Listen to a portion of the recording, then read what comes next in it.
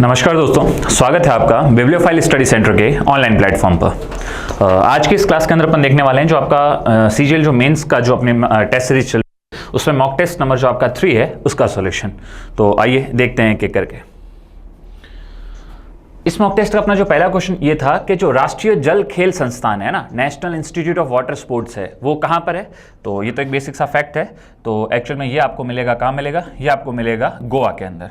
तो वैसे आप थोड़ा सा इसमें आइडिया भी लगा सकते हो, है ना। गोवा है, पूरे बीचेस वगैरह हैं, तो ऑब्वियस बात है बीचेस होंगे, जहाँ ऑब्वियस बात है समुद्र होगा पास में, वहीं पर इस तरीके से स्पोर्ट्स एक्टिविटी की जा सकती है जिसका संबंध किससे हो, पानी से। देखो दिल्ली तो कोई लेना देना भी नहीं है, मुंबई थोड़ा सोचा जा सकता था, लेकिन ऑब्वियस सी बात है वाटर एक्टिविटीज आते मुंबई से भी ज़्यादा पहले दिमाग में आना चाहिए आपके, क्या आना चाहिए, गोवा। तो राष्ट्रीय जो आपका जल खेल संस्थान है, national institute of water sports है, वो आपका कहाँ पर है, गोवा के अंदर है।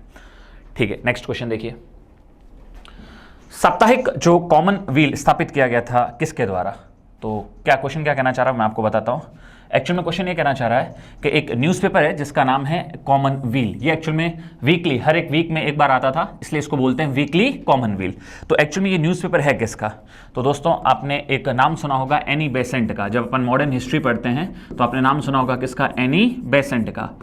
तो इन्होंने दोस्तों ये भारतीय राष्ट्रीय कांग्रेस की पहली महिला अध्यक्ष भी रही है 1917 वाले सेशन के अंदर। तो इनके द्वारा दोस्तों 2 न्यूज़पेपर जारी किए जाते थे और उनका आपको नाम पता होना चाहिए। उसमें से एक तो यही है दोस्तों, क्या नाम है जिसका नाम है कॉमन व्हील। क्या नाम है, कॉमन व्हील। और उसके अलावा दूसरा आपको याद रखना है दोस्तों क्या, तो उसका नाम है न्यू इंडिया। न्यू इंडिया भी दोस्तों इन्हीं का न्यूज़पेपर था, न्यू इंडिया। और कॉमन व्हील भी दोस्तों इन्हीं का न्यूज़पेपर था, कॉमन व्हील करके। तो मैं उम्मीद करता हूं ये दोनों न्यूज़पेपर आपको हमेशा याद रहेंगे, new India and common wheel. इस बार कॉमन व्हील पूछ लिया, किसी एग्जाम में न्यू इंडिया पूछे तो वो भी याद रखना है, एनी बेसेंट का। बाकी एनी बेसेंट के बारे में आप जानते हो अच्छे से क्या। तो एक्चुअल में ये थियोसॉफिकल सोसाइटी की मेंबर थी, फिर इंडिया आई और आगे करते करते इनका रुतबा इतना बढ़ गया, मॉडर्न हिस्ट्री में अपन पढ़ते हैं कि ये भारतीय राष्ट्रीय कांग्रेस की अध्यक्ष बनती है। और ऐसा पहली बार होता है कि कोई पहली महिला अध्यक्ष बनती है 1917 वाले अधिवेशन के अंदर। Done, okay. नेक्स्ट अगला क्वेश्चन देखिए। अगला क्वेश्चन है उत्तरी अमेरिका में कॉर्डिलेरा क्या है।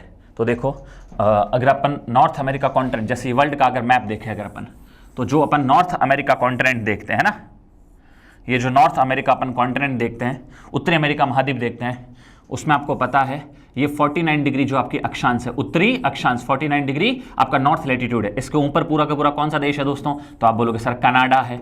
नीचे वाला कौन सा देश है दोस्तों, तो आप बोलोगे यूएसए है। और ये जो नीचे अलग से निकला हुआ है दोस्तों, ये कौन सा देश है, मैक्सिको।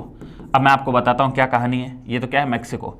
अब जरा देखो, ये जो नॉर्थ अमेरिका कॉन्टिनेंट है दोस्तों, है ना, इसमें यूएसए के अंदर खास करके इधर पश्चिमी, देखो इधर ये वाले साइड क्या पश्चिम होगी ना, तो इधर समुद्र है, पैसिफिक ओशन है, प्रशांत महासागर। तो इसके आसपास में यहाँ पर एक पर्वत श्रेणी सी है, एक माउंटेन सिस्टम है जिसका नाम है कॉर्डिलेरा। क्या नाम है दोस्तों, कॉर्डिलेरा। तो बताओ कॉर्डिलेरा क्या है, एक माउंटेन सीरीज, एक पर्वत श्रेणी है जो कि आपको अमेरिका में मिलेगी और महाद्वीप के हिसाब से बोले तो उत्तरी अमेरिका में। कहाँ मिलेगी, तो उसमें भी पश्चिमी तट पर। कहाँ पर, पश्चिमी तट पर, वेस्टर्न जो आपका कोस्ट है उस पर मिलेगी। तो अगर आपसे पूछा जाए उत्तरी अमेरिका में कॉर्डिलेरा क्या है, तो दोस्तों उत्तरी अमेरिका में कॉर्डिलेरा एक पर्वत तंत्र, एक माउंटेन सिस्टम है।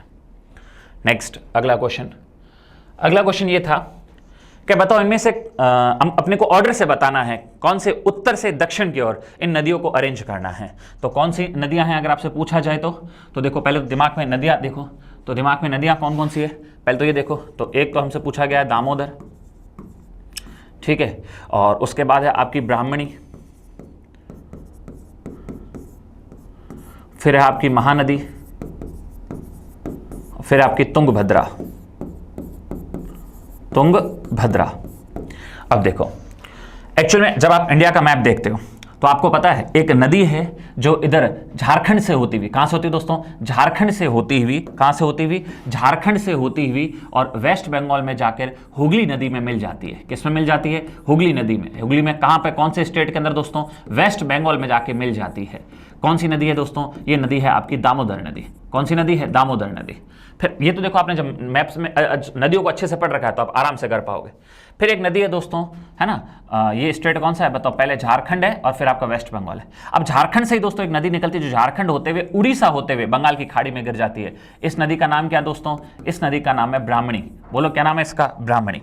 ठीक है, ये नदी कौन सी होगी दोस्तों, ये नदी होगी आपकी ब्राह्मणी नदी। ठीक है, कहां कहां से, तो ये झारखंड और उड़ीसा होती हुई बंगाल की खाड़ी में गिर जाती है। उसके बाद अगर देखूं तो दोस्तों एक नदी है महानदी, जो छत्तीसगढ़ होते हुए और उसके बाद उड़ीसा होते हुए बंगाल की खाड़ी में गिर जाती। दोस्तों ये नदी कौन सी है? ये नदी है महानदी, ठीक है। और उसके बाद आपको पता है नीचे साउथ के अंदर एक नदी बहती है तुंगभद्रा, जो कि कृष्णा की एक क्या है? सहायक नदी है ना। तुंगभद्रा साउथ में एक नदी बहती है जो कि कृष्णा की क्या है? सहायक नदी है, और कृष्णा नदी में जाके मिल जाती है। इसका नाम क्या है? तुंगभद्रा।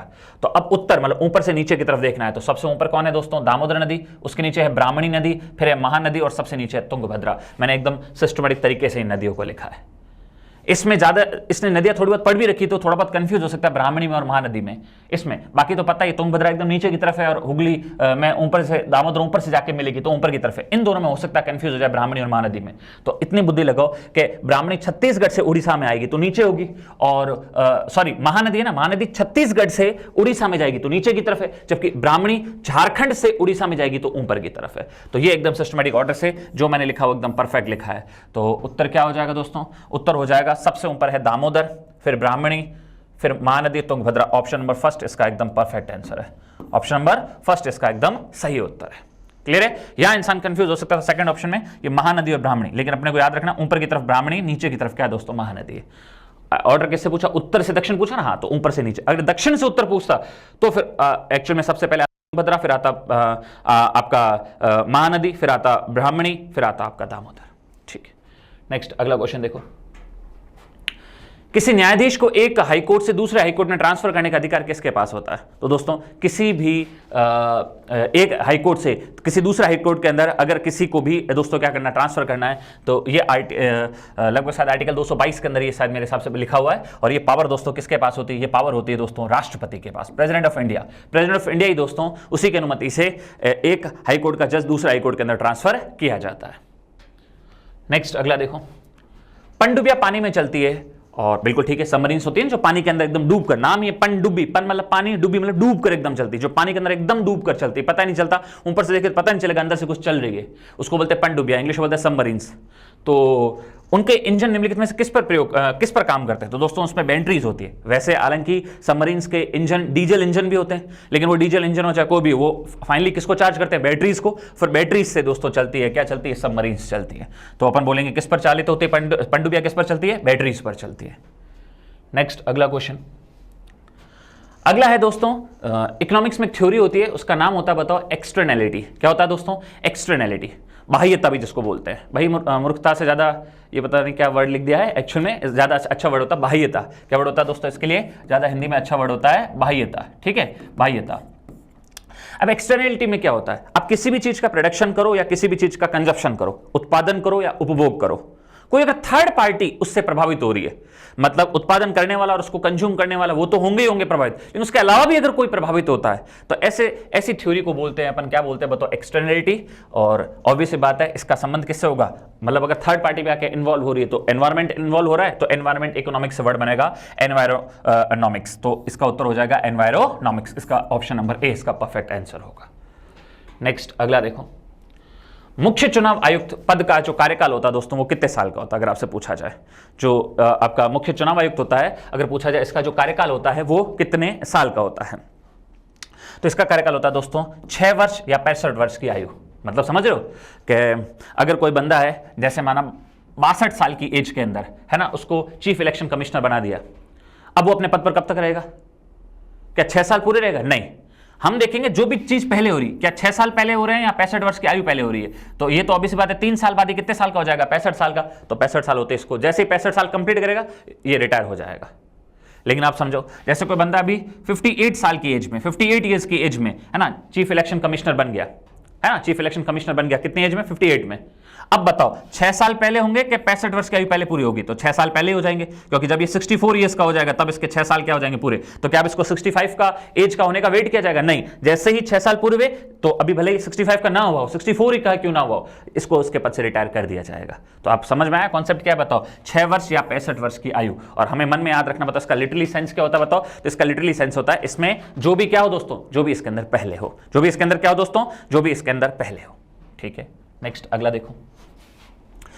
अगला दोस्तों हमसे ये पूछा है कि डेमेकस है वो एक यूनानी राजदूत था, वो किस मौर्य राजा के शासनकाल के दौरान भारत आया था, या किस मौर्य राजा का दोस्तों राजदूत था? तो दोस्तों इसका उत्तर होगा बिंदुसार। क्या उत्तर होगा दोस्तों? बिंदुसार। आप देखो ऐसे याद रखो, अपने को पता है घनानंद को मारकर, किसको मारकर दोस्तों? घनानंद को मारकर अपने को अच्छे से पता है 322 BC बिफोर क्राइस्ट, ईसा पूर्व के अंदर चंद्रगुप्त मौर्य ने, किसने? चंद्रगुप्त मौर्य ने स्थापना की थी। काहे की दोस्तों? मौर्य वंश की, है ना, मौर्य वंश की नींव डाली थी। ठीक है, अब अपने को पता है चंद्रगुप्त मौर्य का जो बेटा है दोस्तों उसका नाम है बिंदुसार। क्या नाम है दोस्तों? इसका नाम है बिंदुसार। और बिंदुसार का बेटा हुआ दोस्तों कौन? अशोक। तो अशोक के दादाजी थे दोस्तों कौन? चंद्रगुप्त मौर्य। तो इनके टाइम में जो यूनानी राजदूत काम करते थे उनका नाम भी याद रख लो। चंद्रगुप्त मौर्य के टाइम था दोस्तों मेगास्थनीज, ये अपन ने बहुत बार पढ़ा भी है। क्या नाम था दोस्तों उसका? मेगास्थनीज। और मेगास्थनीज की एक फेमस बुक भी है और उस बुक का नाम है क्या? इंडिका। और बिंदुसार के टाइम अगर पूछे यूनानी राजदूत कौन सा था, तो अपन आज के बाद याद रखेंगे दोस्तों, क्या नाम है उसका? उसका नाम है दोस्तों क्या? उसका नाम है डिमेकस। क्या नाम है दोस्तों? उसका नाम है डिमेकस। क्या नाम है? उसका नाम है डिमेकस। तो डिमेकस हमेशा याद रखना किसके टाइम था दोस्तों? डिमेकस था दोस्तों बिंदुसार के टाइम। ये सारे यूनानी राजदूत रहे। और अशोक के टाइम पूछे दोस्तों कौन सा यूनानी राजदूत था, तो उसका नाम था डायनोसियस। क्या नाम था दोस्तों? उसका नाम था डायनोसियस। तो ये याद रख लेना, ये एग्जाम में आ जाता है कई बार, ये छोटे मोटे क्वेश्चंस है जो आ जाते हैं। आज हमसे बिंदुसार का डिमेकस का पूछ लिया, तो कभी मेगास्थनीज का पूछता किसके टाइम था चंद्रगुप्त मौर्य, तो कभी पूछ लिया जाएगा डायनोसियस किसके टाइम का था दोस्तों, तो वो अशोक के टाइम का था। और मौर्य साम्राज्य की नींव किसने डाली थी दोस्तों, तो वो डाली थी आपके चंद्रगुप्त मौर्य ने 322 ईसा पूर्व में। किसको मारकर दोस्तों? नंद वंश के अंतिम शासक घनानंद को मारकर। नेक्स्ट अगला क्वेश्चन, जो माप की मैट्रिक प्रणाली जो हमारे देश में दोस्तों वो शुरू कब हुई? क्या मतलब है दोस्तों इसका समझो। देखो हर चीज को मापने का एक स्टैंडर्ड होना चाहिए। ऐसा थोड़ी एक राजस्थान में 1 किलो का मतलब तो 1000 ग्राम होता है, जबकि तमिलनाडु में चल जाओ तो वहाँ 1 किलो का मतलब 800 ग्राम है। ये तो ऐसे तो फिर देश में अव्यवस्था बिगड़ जाएगी ना। तो चाहे हाइट को लेकर हो, चाहे वेट को लेकर हो, एक स्टैंडर्ड मेजरमेंट, एक स्टैंडर्ड आइडियलाइज एक टर्म होनी चाहिए जिसको पूरा देश क्या करे दोस्तों? फॉलो करे। तो पूरा देश उसको फॉलो करे, इसके लिए एक मापन की एक स्पेसिफिक प्रणाली जिसको अपन बोलते हैं, क्या बोलते हैं? माप की मैट्रिक प्रणाली। ये भारत में दोस्तों इसको कब शुरू किया? एक कानून के तहत। तो इसको हमने शुरू किया दोस्तों कब? इसको शुरू किया 1956 में। कब शुरू किया? 1956 के अंदर। तो मैं उम्मीद करता हूं आप लोग समझ गए होंगे। ठीक है, नेक्स्ट अगला देखो, जो चोल साम्राज्य था दोस्तों, अगर आपसे पूछा जाए इस चोल साम्राज्य का दोस्तों प्रतीक चिन्ह क्या था, तो चोल साम्राज्य का आप झंडो वगैरह पे देखते हो क्या बना होता है? टाइगर। तो चोल साम्राज्य का प्रतीक चिन्ह था दोस्तों क्या? बाघ। नेक्स्ट अगला देखो, लावा जो लोक नृत्य है वो दोस्तों भारत के किस राज्य से संबंधित है? तो लावा का संबंध दोस्तों किससे है? तो ल से लावा और ल से याद रखना क्या? लक्षद्वीप। लक्षद्वीप से संबंध है। लक्षद्वीप जानते हो भारत का केंद्र शासित प्रदेश है, 8 केंद्र शासित प्रदेशों में से एक है, जो चाहे क्षेत्रफल की बात करो चाहे जनसंख्या की बात करो, दोनों ही एंगल से सबसे छोटा है।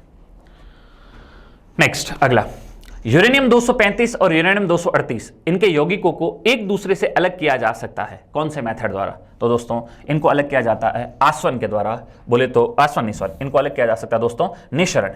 इंग्लिश में टर्म याद रहती है, एक्चुअली इसको अलग किया जाता है इफ्यूजन के द्वारा। किसके द्वारा? इफ्यूजन। या इफ्यूजन नहीं होगा तो कई बार हो सकता है ये भी वर्ड दे दिया जाए आपको, किसके द्वारा दोस्तों? डिफ्यूजन के द्वारा।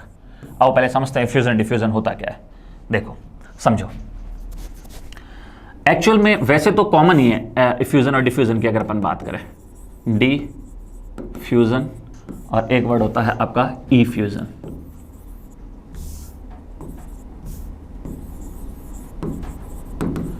ठीक है, डिफ्यूजन और इफ्यूजन क्या होता है मैं आपको तो दोनों में कॉमन बात क्या है? कॉमन बात यह है क्या, जो गैस के मॉलिक्यूल होते हैं, गैस के मॉलिक्यूल होते हैं वो हाई कंसंट्रेशन से लो कंसंट्रेशन की तरफ क्या करते हैं? मूव करते हैं, है ना। हाई कंसंट्रेशन से लो कंसंट्रेशन की तरफ क्या करते हैं? मूव करते हैं दोस्तों। उसी को अपन बोलते हैं, क्या बोलते हैं? इफ्यूजन बोलते हैं, इसी को डिफ्यूजन बोलते हैं। मैं एक एग्जांपल देके समझाऊंगा, ऐसे हो सकता है आपको समझ में ना आए, थोड़ा समझने की कोशिश करना। आप एक बात बताओ, देखो जैसे मैंने स्प्रे किया है ना, जैसे रूम फ्रेशनर है, रूम स्प्रे है, ठीक है, उसको मैंने अभी कोने के अंदर स्प्रे किया, तो अभी आप देखो कि जब समय स्प्रे मैंने किया तब तक तो खुशबू केवल यहीं पर आएगी, उस कोने में खुशबू नहीं आएगी, ठीक है। लेकिन आप 1-2-3 मिनट बाद देखोगे, बताओ पूरे कमरे के अंदर वो खुशबू क्या हो जाएगी? फैल जाएगी। हुआ क्या? तो अभी तो दोस्तों वो स्प्रे के गैस पार्टिकल है वो केवल इस कोने के अंदर ही कॉन्सेंट्रेट है, तो यहां पर बताओ बहुत ज्यादा पास पार्टिकल है उसके, ठीक है। लेकिन अब वो धीरे धीरे क्या करेंगे दोस्तों? फैलेंगे। किस तरफ फैलेंगे? जहां इसके पार्टिकल्स की संख्या क्या है? कम है या नहीं है, उस तरफ क्या करेंगे? मूव करेंगे। तो हाई कॉन्सेंट्रेशन से लो कॉन्सेंट्रेशन, और ये कब तक मूवमेंट रहेगा? जब तक वैल्यू क्या नहीं हो जाए दोस्तों? बराबर ना हो जाए सब जगह, ठीक है। तो हाई कंसंट्रेशन से लो कंसंट्रेशन की तरफ गैस के पार्टिकल्स का मूव करना ही कहलाता है, क्या कहलाता है? डिफ्यूजन। तो रूम स्प्रे से अगर पूरे कमरे में खुशबू आ रही है तो कौन सी प्रक्रिया के तहत आ रही है? डिफ्यूजन के द्वारा। तो इफ्यूजन क्या था? इफ्यूजन में भी सेम ही होता है, बस फर्क क्या होता है फ्यूजन में, जैसे एक गुब्बारा मैंने लिया, हवा से पूरा भरा हुआ है, ठीक है, उस गुब्बारे में एक छोटा सा क्या कर दिया, छेद कर दिया। तो छेद, बताओ, जब तक वो हवा गुब्बारे के अंदर है तो वहां क्या हाई कंसंट्रेशन है, वो गैस के मॉलिक्यूल एकदम पास पास है, लेकिन जैसे उसको कहीं क्या मिलेगा, छेद मिलेगा, अब वो उस छोटे से छेद से दोस्तों गैस के पार्टिकल क्या निकलेंगे, बाहर निकलेंगे और बाहर की तरफ फैलेंगे। तो बाहर कंसंट्रेशन क्या था, कम, अंदर कंसंट्रेशन गुब्बारे के अंदर क्या था, ज्यादा। तो अब सर फर्क क्या है, फर्क बस इतना है कि यहां इफ्यूजन में क्या हो रहा है, एक छोटे से छेद से या किसी छोटी सी जगह से जब हाई कंसंट्रेशन से गैस के पार्टिकल लो कंसंट्रेशन की तरफ जाते हैं, एक छोटे से छेद से, तो वो हो जाता है क्या, इफ्यूजन। और छोटे से छेद से ना वैसे ही नॉर्मली जाए तो आपका है डिफ्यूजन। अब मैं उम्मीद करता हूं समझ गए। दोनों में कॉमन बात क्या है, हाई कंसंट्रेशन से लो कंसंट्रेशन की तरफ गैस पार्टिकल का क्या होना दोस्तों, मूव होना, ठीक है। अगर छोटे से छेद से हो देन इफ्यूजन है, वैसे ही नॉर्मली हो देन आपका क्या है, डिफ्यूजन है। समझ में आई बात, क्लियर है क्या वाली बात। तो बस, तो एक्चुअल में जो यूरेनियम 235 होता है और दोस्तों यूरेनियम 238 होता है, इन दोनों को दोस्तों एक दूसरे से अलग किया जाता है, कौन सी प्रोसेस के द्वारा दोस्तों, इफ्यूजन। दोनों को एक साथ कंबाइन करके और फिर उसके बाद एक छोटे से हॉल से दोनों का दोस्तों निकाला जाता है। तो उससे क्या होता है दोस्तों, यूरेनियम 238 और यूरेनियम 235 के कारण क्या होते हैं, अलग अलग हो जाते हैं। तो प्रोसेस कौन सी हो जाएगी, इफ्यूजन। ऑप्शन ना मिले तो फिर अपन डिफ्यूजन भी कर सकते हैं, ठीक है। नेक्स्ट अगला क्वेश्चन, रण उत्सव किस राज्य में मनाया जाता है। तो ये तो बहुत कॉमन सा, कहां मनाया जाता है दोस्तों, गुजरात के अंदर। जैमिंग शब्द निम्नलिखित में से किस खेल से संबंधित है। कौन सा शब्द है दोस्तों, जैमिंग। जैमिंग क्या होता है, कुछ नहीं, आपने टेनिस देखा हो ना, टेनिस खेलते हैं ना, लॉन टेनिस, जो लॉन मतलब गार्डन में ऐसे टेनिस खेलते हैं। अरे भाई नाम सुना होगा ना, राफेल नडाल वगैरह का, इनका तो खेलते हैं ना टेनिस, ठीक है। तो अब आपको पता है कुछ इस तरीके से, अगर जैसे मेरे हाथ में रैकेट हो और मैं कुछ इस तरीके से बॉल को मारूं कि वो बॉल सीधा जाके सामने वाला जो प्लेयर है ना खेल रहा है उसकी एकदम बॉडी पर आए, ताकि उसको टाइम ही ना मिले वापस को क्या करना, वापस मार सके। तो जब भी कोई एक तरफ का प्लेयर कुछ इस तरीके से रैकेट से बॉल को मारे कि वो बॉल सीधा दाएं बाएं ना जाकर उस सामने वाले के शरीर के ऊपर आ जाए, ताकि उसको अच्छे से ना खेल पाए, इस प्रोसेस, इस टेक्निकल टर्म को बोलते हैं, क्या बोलते हैं, जैमिंग। तो जैमिंग का संबंध किस खेल से दोस्तों, इसका संबंध है लॉन टेनिस से। किससे संबंध है, लॉन टेनिस से इसका संबंध है। नेक्स्ट अगला, निम्नलिखित में से कौन सी ट्रॉफी या कप का संबंध एक खेल है जिसका नाम ब्रिज है, उससे है। किससे दोस्तों, ब्रिज गेम से है। तो आपको बोले सब ब्रिज होता क्या है, ब्रिज एक्चुअल में आपने नाम सुना होगा, ताश, जो अपन कार्ड्स खेलते हैं, ठीक है, ताश खेलते हैं ना, तो ताश से संबंधित एक गेम है जिसका नाम है दोस्तों क्या, ब्रिज। और इससे संबंधित एक ट्रॉफी होती है, उसका नाम है दोस्तों होल्कर ट्रॉफी। क्या है, होल्कर ट्रॉफी। तो होल्कर ट्रॉफी है, इसका संबंध ब्रिज गेम से। ब्रिज गेम होता क्या, मैंने आपको बता दिया, इसका एक जो कार्ड्स अपन खेलते हैं ना, ताश, तो उससे संबंधित एक गेम होता है दोस्तों, ताश से ही, कार्ड से ही खेला जाता है, जिसका नाम होता है ब्रिज, ठीक है। नेक्स्ट आगे देखो, अगला क्वेश्चन है, एक स्वतंत्रता सेनानी रहे हैं, एक समाज सुधारक भी वो रही हैं, एक नारीवादी व्यक्ति रही हैं जिनका नाम है सावित्रीबाई फुले, ठीक है। तो उनका संबंध दोस्तों भारत के किस राज्य से, तो इनका संबंध दोस्तों भारत के किस राज्य से, महाराष्ट्र से। कहां से है दोस्तों इनका संबंध, इनका संबंध महाराष्ट्र से, ठीक है। अगला, इनमें से कौन सा फूल का घटक नहीं है। तो दिखती सी बात है, कांटा। कांटे का क्या संबंध दोस्तों, फूल से। तो कांटे का कोई संबंध नहीं होता, स्पाइंस का कोई संबंध फूल से नहीं होता है, ठीक है। सिक्किम के भूटिया का एक नया उत्सव होता है, ठीक है। सिक्किम में भूटिया जनजाति रहती है, जो सिक्किम के चंद्र कैलेंडर के 10वें महीने में आता है ना। तो उस उत्सव का नाम क्या दोस्तों, उसका नाम है सोनम लोसुंग। क्या नाम है दोस्तों, सोनम लोसुंग, जो कि सिक्किम में मनाया जाता है भूटिया जनजाति के लोगों के द्वारा, ठीक है। क्या नाम है दोस्तों उसका, तो उसका नाम है, अगर आपसे पूछा जाए क्या नाम है, तो इसका नाम है दोस्तों क्या, सोनम लोसुंग, ठीक है, डन। नेक्स्ट अगला क्वेश्चन देखो, एशिया का परमाणुकरण पुस्तक का विमोचन किसने किया है। तो दोस्तों एशिया का परमाणुकरण, न्यूक्लियराइजेशन ऑफ एशिया, ठीक है। तो इसका जो पुस्तक विमोचन है दोस्तों, ये किसने किया दोस्तों, रेने इनाबा ने किया है। किसने किया है, रेने इनाबा। तो इसमें छोटे छोटे से फैक्ट है, जिनमें फैक्ट्स है उसका अपन डायरेक्ट सीधा उत्तर देख रहे हैं। नेक्स्ट अगला क्वेश्चन, ओकला का जो स्पीड टेस्ट है ग्लोबल इंडेक्स में, उसमें भारत का कौन सा स्थान मिला। तो दोस्तों भारत को 47वां स्थान मिला। क्या होता है, आप लोग कभी गूगल आप देखते हो ना, कभी कभी अपन अपने नेट की स्पीड चेक करते हैं, कैसे करते हैं, सीधा गए गूगल पे, उस पर लिखते हैं ना ओकला टेस्ट या स्पीड टेस्ट, तो उसमें एक वेबसाइट आती है किसकी, ओकला की। तो ओकला आपको बता देता है आपके मोबाइल के अंदर कि अभी आपकी नेट की स्पीड कितनी चल रही है, 1 Mbps 2 Mbps या 10 या 20 या 25 जो भी है। तो ऐसे ओकला टेस्ट करता है नेट की स्पीड का। तो पूरे वर्ल्ड के जब इसने देशों के अंदर वहाँ पे नेट की स्पीड को टेस्ट किया, तो भारत को दोस्तों वर्ल्ड वाइड रैंक मिली। कौन सी रैंक मिली दोस्तों, 47th। कौन सी रैंक मिली दोस्तों, भारत को जो रैंक मिली है वो रैंक मिली आपकी 47th, ठीक है। नेक्स्ट अगला क्वेश्चन देखो, हाल ही में मध्य क्षेत्रीय परिषद है ना, जो जोनल काउंसिल हेल्ड है, जो सेंट्रल जोनल काउंसिल की जो मीटिंग आयोजित की गई 24वीं, वो दोस्तों कहाँ की गई है, तो वो की गई आपके उत्तराखंड राज्य में। कहाँ पर की गई है, वो की गई उत्तराखंड राज्य के अंदर। नेक्स्ट अगला, भारतीय वायुसेना का 91वां स्थापना दिवस कहां पर आयोजित किया गया दोस्तों? तो ये हाल ही में अभी प्रयागराज जिसको अपन पहले क्या कहते थे, इलाहाबाद। प्रयागराज त्रिवेणी संगम के नाम से भी जाना जाता है, 3 नदियों का संगम होता है, गंगा, यमुना और सरस्वती का। ठीक है, ओके नेक्स्ट अगला। हाल ही में जो आपका यूएस गोल्फ एसोसिएशन ने किसे बॉब जॉन्स पुरस्कार से सम्मानित करने की घोषणा की है? तो देखो कौन सा एसोसिएशन है? गोल्फ। तो ऑब्वियस बात है गोल्फ गेम से रिलेटेड ही व्यक्ति को दोस्तों सम्मानित करेगा। अब आपको पता है लियोनेल मेसी का संबंध किससे है? तो फुटबॉल से। रोजर फेडरर का संबंध किससे है? टेनिस से है, लॉन टेनिस। रोनाल्डो का संबंध किससे है? फुटबॉल से। इनको क्यों ही सम्मानित करेगा? ऑब्वियस सी बात है टाइगर वुड्स को ही करेगा, जिसका संबंध कौन से गेम से दोस्तों? गोल्फ से। तो ये तो वैसे भी अपन आराम से कर सकते थे, अगर वैसे आपने पढ़ ना रखा हो ना, तो कॉमन सेंस से भी इस क्वेश्चन को अपन कर सकते थे। अगला क्वेश्चन है दोस्तों, हाल ही में रक्षा मंत्री राजनाथ सिंह ने कहा नौसेना युद्ध कॉलेज में प्रशासनिक और प्रशिक्षण भवन जिसका नाम चोल रखा गया, उसका दोस्तों क्या किया है? उद्घाटन किया है। तो ऑब्वियस बात है इसका उद्घाटन किया गया दोस्तों कहां पर? गोवा के अंदर। कहां पे स्थापना किया गया दोस्तों? इसका उद्घाटन कहां पे किया गया है? इसका उद्घाटन किया गया है गोवा के अंदर। ठीक है, तो ये छोटा सा सेशन था। इसके अंदर अपने जहां क्वेश्चन को एक्सप्लेन करने की जरूरत थी, इसमें कुछ टेक्निकल टर्म्स थी, वो मैंने आपको समझा दी। जहां सीधे सीधे आंसर थे वो अपन ने देख लिए बिना किसी टाइम वेस्ट के। ठीक है, तो इसी के साथ अपन आज के मॉक टेस्ट को कंप्लीट करते हैं, और मैं उम्मीद करता हूं आपको समझ में आया होगा। कुछ फैक्ट्स हैं जो मैंने बताए हैं और आपको याद रहेंगे, और आने वाले दिनों में जब भी इस टाइप का या इससे रिलेटेड जो अपन ने एग्जाम अभी मॉक टेस्ट में क्वेश्चन देखें, अगर इस टाइप के क्वेश्चन आए तो मैं उम्मीद करता हूं आपका गलत नहीं होना चाहिए। यही आपका मोटो होना चाहिए किसी भी मॉक टेस्ट को देने का। भाई ऐसे तो नॉर्मली मॉक टेस्ट लगाने से क्या मतलब है? मॉक टेस्ट का मतलब ही यही है कि अच्छा इस बार इसका ये सॉल्यूशन देख लिया, अब फ्यूचर में अगर इस टाइप का क्वेश्चन आएगा तो मेरा गलत नहीं होना चाहिए। ठीक है, तो अच्छे से पढ़िए, मिलते हैं नेक्स्ट सॉल्यूशन में। Thank you.